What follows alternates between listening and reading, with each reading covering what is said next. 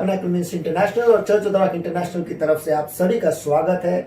और फिर एक बार हम प्रस्तुत कर रहे हैं बाइबल स्टडी, जिसका विषय चल रहा है देर शाने बच्चे। और मुझे विश्वास है और भरोसा है कि आप इस बाइबल स्टडी से आशीषित हो रहे हो और आप वचन पर और ज्यादा मनन और ज्यादा ध्यान लगा रहे हो। और हमारी इच्छा यही है कि आप ऐसे करो और परमेश्वर के आने के लिए आप तैयार हो। यही हमारी उम्मीद है कि आप कर रहे हो। तो आइए आज के बाइबल स्टडी में हम जल्दी से चले जाएं। और इस वक्त मैं पास्टर का स्वागत करता हूं कि फिर एक बार हमारे बीच में वो है, हमें वचनों में चलाने के लिए, हमें वचनों से पढ़ाने के लिए, जैसे पवित्र आत्मा उन्हें बताएगा, उन्हें चलाएगा उस हिसाब से, और आपके सवालों का जवाब देने के लिए भी वो हमारे बीच में।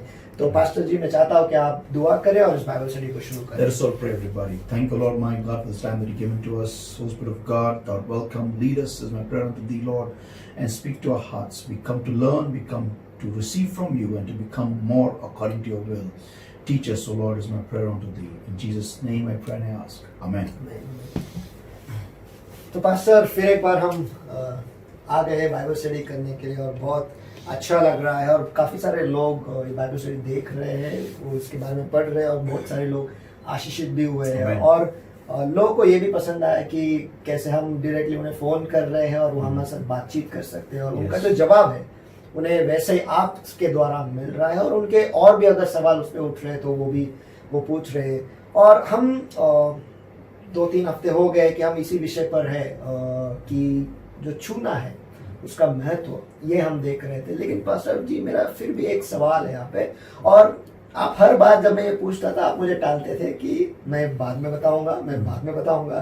लेकिन आज मुझे पूछ ही लेना है कि परमेश्वर को किस तरीके के बच्चे चाहिए और उसके मन में क्या चालू था जब वो इंसान को तैयार कर रहा था। तो आप इस पर थोड़ा अभी मैं मेरे मेन पॉइंट पे आ रहा हूँ।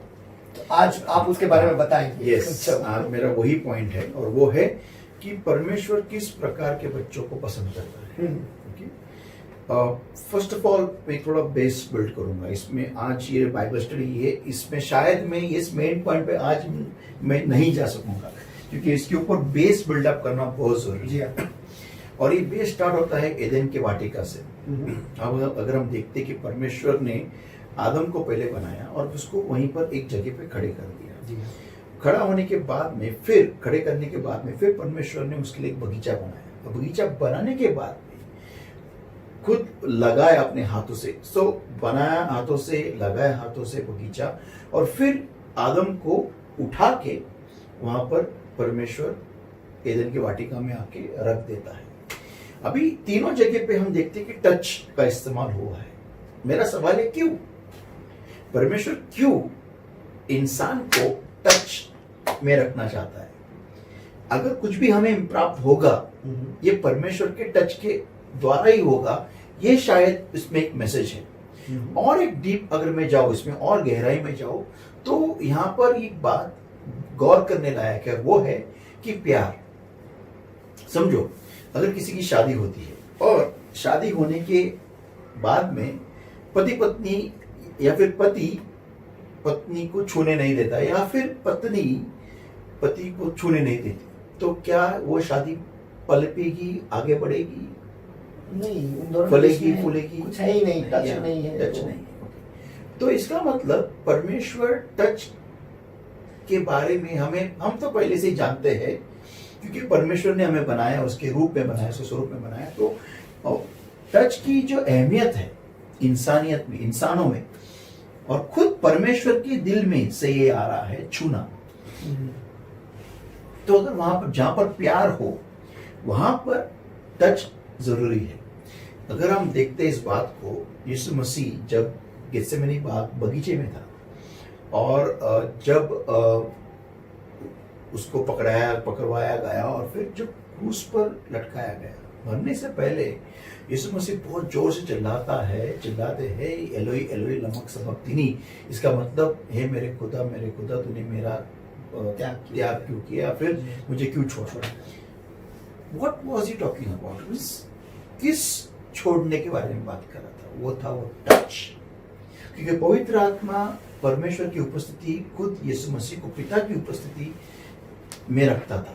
पवित्र आत्मा के द्वारा खुद यीशु मसीह पिता की उपस्थिति में रहता था। लेकिन जब पवित्र आत्मा निकाला गया, जब यीशु मसीह दुनिया का पाप उसने खुद के ऊपर लिया, जब पवित्र आत्मा उसको छोड़ चला गया, तब यीशु मसीह चिल्लाया। तो ये परमेश्वर चाहता है कि उसके संपर्क के बिना हम तड़पड़ा के बोले एलोई एलोई लमा सबक्तनी। क्या बात है। Yes, this is the actual will of God, कि अगर परमेश्वर मुझे एक दिन भी नहीं छूता है तो मैं चिल्ला उठूं एलोई एलोई लमक सबक्तनी। और इसलिए दाऊद भी कहता है कि मुझे तेरे उपस्थिति से दूर मत कर। Correct. Cast me not out of your presence. I think Psalm 51 हम पढ़ सकते हैं। जी हाँ, जरूर हम पढ़ेंगे। It's awesome, you know. मैं मेरा ये पर्सनल एनकरेजमेंट है सबको कि आप कृपया करके भजन संहिता पढ़ते रहिए रोज।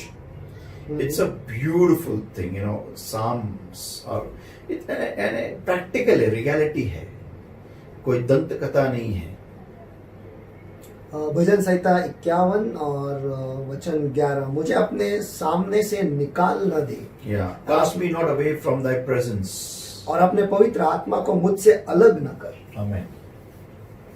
तो परमेश्वर की इच्छा ये है बेसिकली कि हम संपर्क में रहें, और अगर संपर्क टूट जाए तो हम चिल्ला उठे एलोई एलोई लमक सबक्तनी। अभी मेरा थोड़ा मैं और गहराई में जाता हूँ। लेकिन बस उससे पहले एक सवाल है। हमें पता है कि शमशोन को जब पवित्र आत्मा छोड़ के गया उसे पता नहीं चला, और अक्सर लोगों का ये सवाल होता है कि हमें पता नहीं चलता कि पवित्र आत्मा हमें छोड़ के गया है। और काफी सारे लोगों ने ये सवाल भी पूछा है कि हम कैसे समझे कि पवित्र हमें छोड़ के गए। आपने इसके बारे में बताया, मैं फिर भी एक विनती करता कि फिर एक बार अगर हम इस पर थोड़ा सा भर डालें और फिर अगले विषय में जाएं।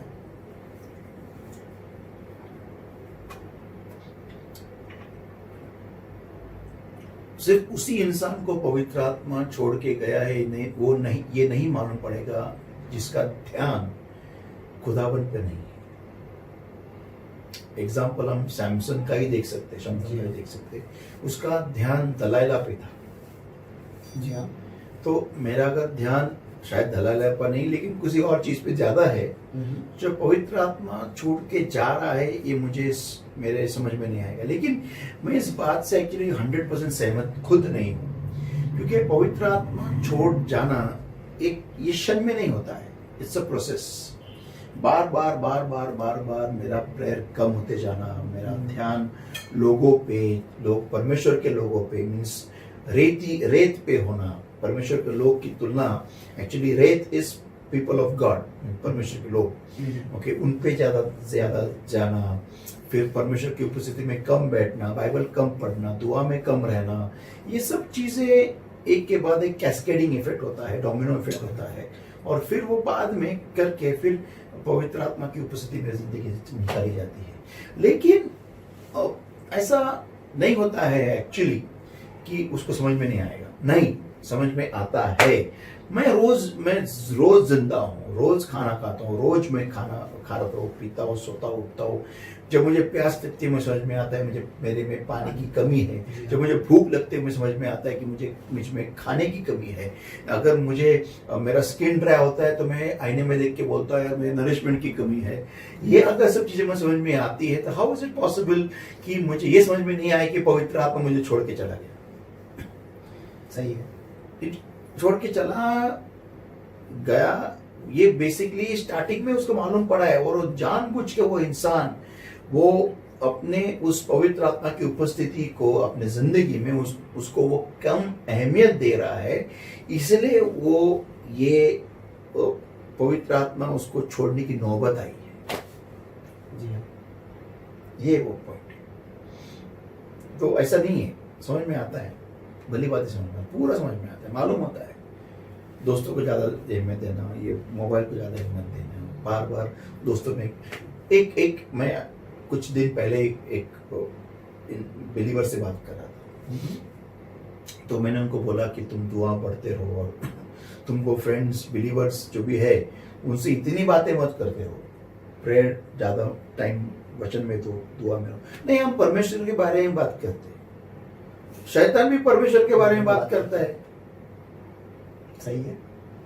प्रभु यीशु मसीह ने ऐसा कभी नहीं बोला है कि तुम मेरे बारे में बात करते रहो और फिर तुम मेरे में बढ़ोगे। नहीं, ये बहुत मुद्दे की बात कही है। Yeah. प्रभु यीशु ने ऐसा कभी नहीं कहा।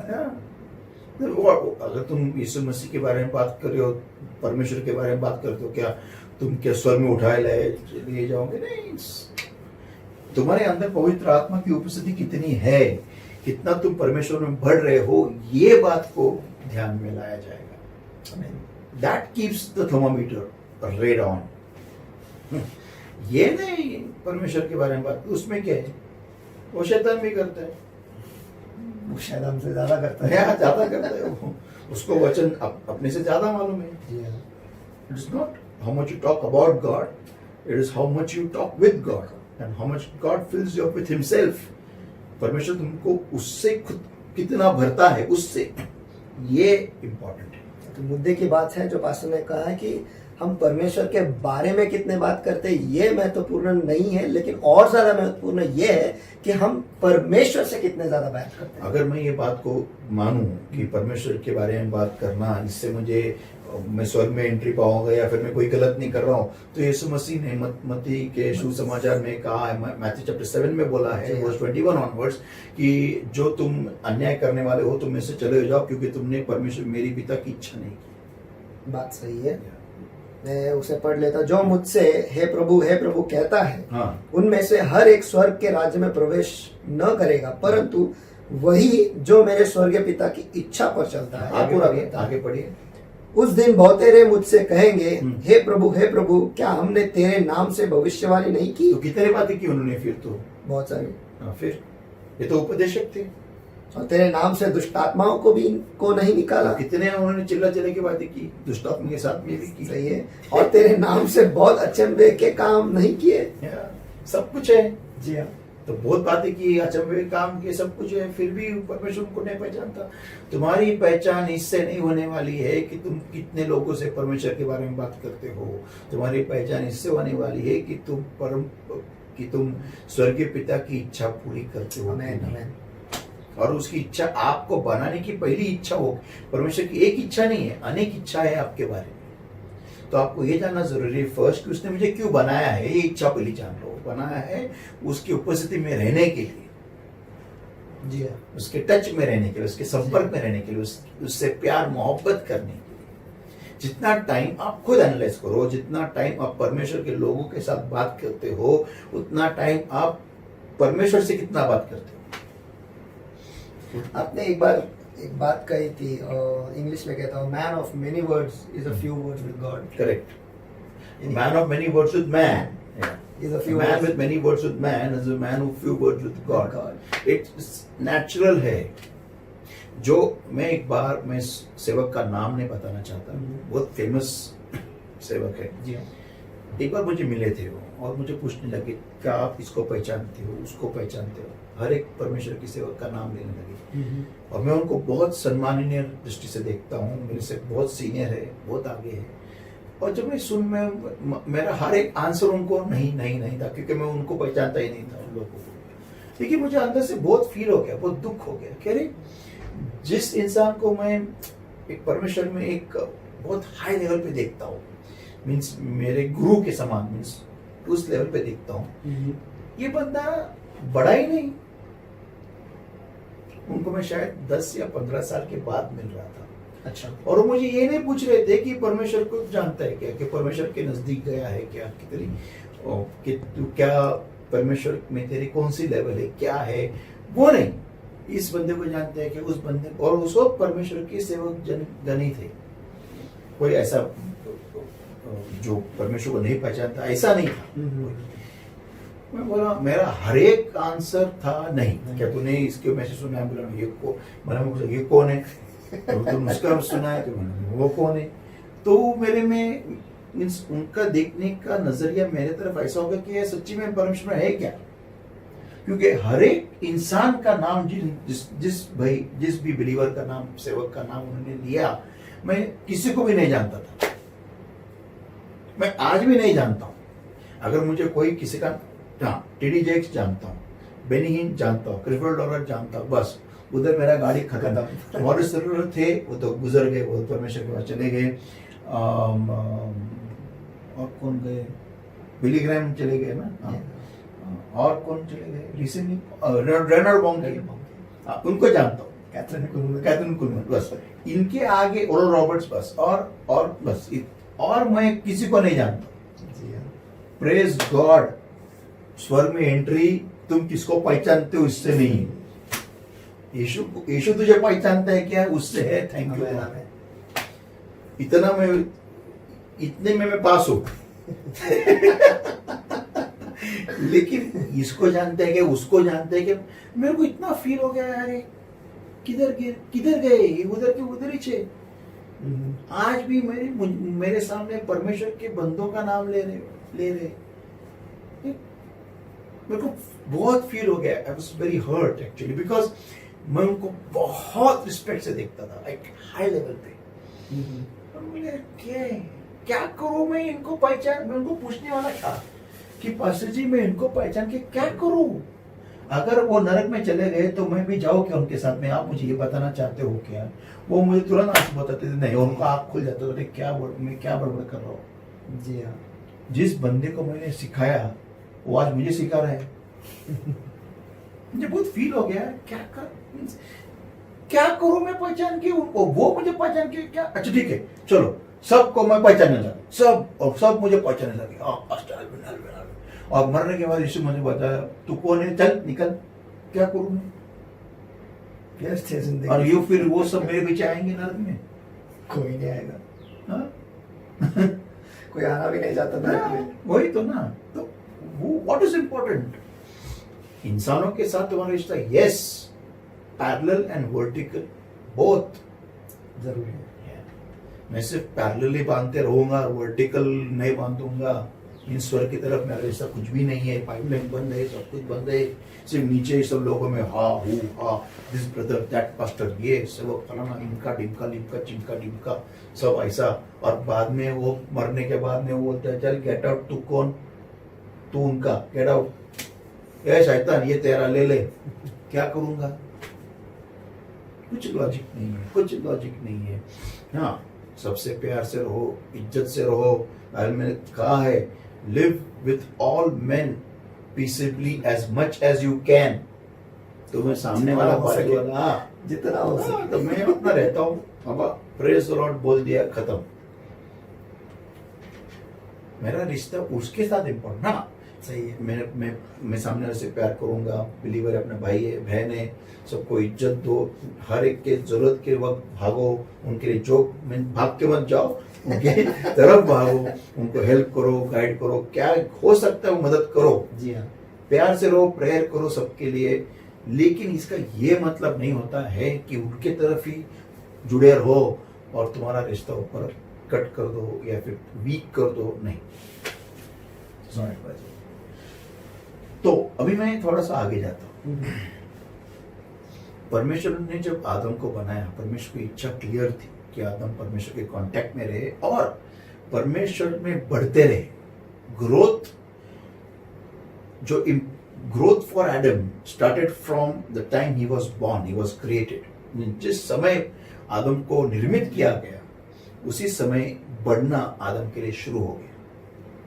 अब मैं उस वाक्य के पास आ रहा हूं, जब आदम को इस जगह पे रखा गया और परमेश्वर उसके लिए एक वाटिका लगाने लगा। मैं उस गैप के बारे में बात कर रहा हूं आज। आइए हम पढ़ेंगे उस भाग को। ये एक्चुअली आज मैं फर्स्ट टाइम मेरे अभी तक के लाइफ प्रीचिंग्स में फर्स्ट टाइम इसके बारे में बात करने वाला हूँ। मीन्स ये गैप को मैंने कभी भी बोला नहीं अभी तक। जी हाँ, आपने कभी नहीं बोला है। This is the first time कि I am shedding light on that part. ये बहुत इंपॉर्टेंट है। वर्स 7 पढ़िए आप हिंदी में। उत्पत्ति दूसरा अध्याय और वचन 7 से आगे, वचन 7-8। और यहोवा परमेश्वर ने आदम को भूमि की मिट्टी से रचा और उसके नथनों में जीवन का श्वास फूंक दिया और आदम जीविता प्राणी बन गया। और यहोवा परमेश्वर ने पूर्व की ओर अदन देश में एक वाटिका लगाई। ओके, तो इसका मतलब अभी आदम एक अलग जगह पे था। जी हाँ। यहाँ से परमेश्वर निकला और क्या करके निकला? उसको एक जीविता प्राणी बना के निकला। कैसे? उसके नथनों में एक श्वास फूंक गया। आई कैन से उसको एक अनॉइंटिंग के लेवल पे जिंदा किया। What is the breath of God? परमेश्वर की सांस क्या है? पवित्र। ओके, तो वो टच किया उसको, अनॉइंटिंग टच, मशाक रगड़ना, घिसना। सो उसको उससे वो रगड़ने से, देखो उस रगड़ने से आदम जिंदा हुआ। अगर आप परमेश्वर में जिंदा रहना चाहते हो तो ये अनिवार्य है, जरूरी है कि परमेश्वर की पवित्र आत्मा, परमेश्वर का पवित्र आत्मा आपको रोज रगड़े, घिसते रहे। जिसपे काली सूत जमी वो गया। ध्यान में रखिए आप। और मेरा ये जो बोलना है आज, ये स्वर में भी रिकॉर्ड हो रहा है, और आप जो देख रहे हो, सुन रहे हो, ये आप भी ध्यान रखिए, क्योंकि आप पे भी उस वक्त कैमरा लगा है स्वर्ग का। और मरने के बाद में अगर आपने बोला हमें मालूम नहीं था, तो आपको रिप्ले दिखाया जाएगा नरक में फेंकने से पहले। जो भी परमेश्वर की आपके लिए सजा हो, मुझे नहीं मालूम, मैं बोल नहीं सकता नरक में फेंक, क्योंकि अगर आपने पवित्र आत्मा को खो दिया तो गारंटी है फिर आप कहाँ जाएंगे वो परमेश्वर ही जानता है, और आप भी जानते हो। तो लेकिन एक बात मैं बताना चाहता हूं कि अगर परमेश्वर आपको नहीं रगड़ता है रोज, तो आप जीवित इंसान नहीं बने रहेंगे, जीवित प्राणी नहीं बने रहेंगे परमेश्वर में। ठीक है, आगे बढ़ेंगे। तो झरने में रहना है और चिकने बनते जाना है। Correct that smooth stone. Amen. Okay, ठीक है, आगे पढ़ते हैं। और यहोवा परमेश्वर ने पूर्व की ओर अदन देश में एक वाटिका लगाई। ओके, और वहां आदम को जिसे उसने रचा था रख दिया। अभी एक पॉइंट है, उत्पत्ति इसका 3रा अध्याय हम पढ़ेंगे। बहुत इंपॉर्टेंट है, बहुत इंपॉर्टेंट। कोई लोगों को ऐसा लगता है कि आदम को एदन के वाटिका में ही बनाया था, लेकिन मैं यहाँ पर पढ़ूंगा वचन 23 पढ़ेंगे हम। यस, वचन 23 पढ़िए। तब यहोवा परमेश्वर ने उसको अदन की वाटिका में से निकाल दिया कि वह उस भूमि पर खेती करे जिसमें से वह बनाया गया था। इसका मतलब जहां पर आदम को बनाया वो एदन की वाटिका नहीं थी। जब उसको वहां से निकाला गया तो उसको वहीं पर उसी जगह पे भेजा गया जहां से वो निकाला गया था। ओके, अभी मेरा सवाल ये है, मेरा पॉइंट भी ध्यान से सुनो। आदम को क्या श्राप दिया गया था? कि वो श्रम करेगा। पढ़ सकते हैं। जी हाँ।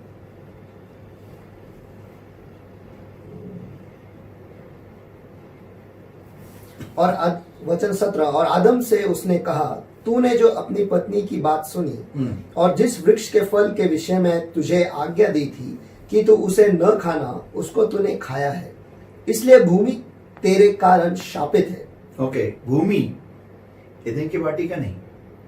जी हाँ, भूमि तेरे कारण शापित है। आगे, तू उसकी उपज जीवन भर दुख के साथ खाया करेगा।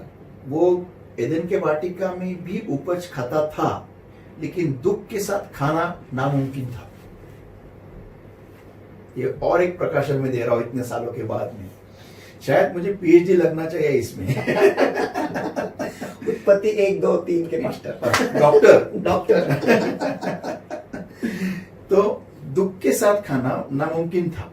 जी हाँ। उसको दुख के साथ खाने के लिए उसको एदन की वाटिका के बाहर जहां से वो निकाला गया था उधर जाना अनिवार्य था, जरूरी था, तभी वो दुख के साथ खा सकता था। एदन की वाटिका में दुख और खाना साथ में पॉसिबल नहीं था। एदन का अर्थ वैसे भी मनोरम ही है, परमेश्वर का मनोरम। वहां तो दुख होगा ही नहीं। आगे पढ़िए। जी हाँ, वचन 18, और वह तेरे लिए कांटे और ऊंट कटारे उगाएगी। ये उधर ही पॉसिबल था, एदन की वाटिका ये नहीं दे सकती। और तू खेत की उपज खाएगा। ओके, और अपने माथे के पसीने की रोटी खाया करेगा। तो इसका मतलब एदन के वाटिका में पसीना भी नहीं आता होगा, तो इसलिए उसको बाहर निकालना जरूरी था, निकाला जाना जरूरी था। ओके, अभी मैं उस पॉइंट की ओर वापस आता हूँ। इसका मतलब वो जगह जो थी वो कैसी जगह होगी? एक शापित जगह होगी, या इतना नहीं, एदन के वाटिका जैसे तो नहीं कि जहाँ पर सब कुछ आनंद में है, जहाँ पे श्रम नहीं करना, हरा भरा है, हरा भरा पानी है, सब कुछ है। जी हाँ। और आगे आपके ही पॉइंट को है कि और अंत में मिट्टी में मिल जाएगा। इसका मतलब जहाँ से निकाला है वहीं पे तुझे वापस डाला जाएगा। तो इसका मतलब ये होता है कि जो सुखदायी जगह है, जो आनंदमय जगह है, जो हरी भरी है, जो भी है, ओके, वो एदन के वाटिका के बाहर वो जगह जहां से आदम को बनाया गया। ओके, इसका मतलब जब आदम वहां पर फिर से चला गया, ओके, तब उसकी जिंदगी कैसी रही? रूखी, सूखी, दुख से भरी हुई, परेशानी से जड़ी हुई, पूरी तरीके से वो परेशानी से घिरा हुआ था, पूरी तरीके से वो श्रमित हो गया था। ओके, बहुत मेहनत करने लगा। और एक पॉइंट है, वो रूखा सूखा होने लगा, क्योंकि कांटे और कटीली झाड़ियां रूखी सूखी जमीन पे ही आती है, बंजर जमीन पे आती है। ये बहुत महत्वपूर्ण है। अभी मेरा पॉइंट वापस समझाएंगे उत्पत्ति इसका दूसरे अध्याय में।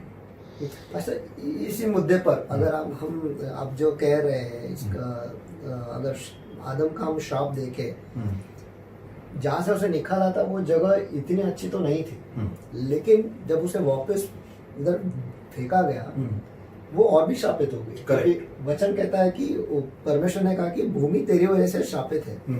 तो वो पहले वो श्रापित नहीं थी, बाद में वो शापित हो गई, तो और भी नेगेटिव हो गया वो। ओके, तो अभी यहाँ पर हम देखते हैं वर्स 8 में, And the Lord God planted a garden eastward in Eden. Okay? और यहोवा परमेश्वर ने पूर्व की ओर अदेन देश में एक वाटिका लगाई। ओके, तभी जब वाटिका लगाई तब परमेश्वर खुद चले गए। जी हाँ। और ये भाई साहब अकेला था। जी हाँ। तो मेरा सवाल ये है कि उस दरमियान जब तक परमेश्वर वाटिका लगा रहा था, उस दरमियान आदम के साथ उसका स्पिरिचुअल वॉक क्या था उस वक्त? That is my point. क्या इसको उस पॉइंट के साथ जोड़ सकते हैं जहां पर वो कहता है कि मैं इज़राइल का प्रभु हूं? इसे छिपने को पसंद है कि जहां पर परमेश्वर उसे छोड़ के गया, अब वो परमेश्वर चाहता है कि वो उसको खोजे। ओके, हम जोड़ सकते हैं उस पॉइंट पर। आई थिंक इज आइज़ाया 45:15 है शायद। यशायाह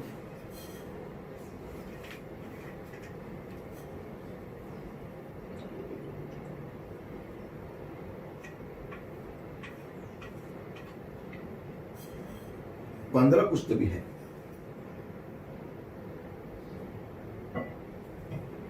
45:15।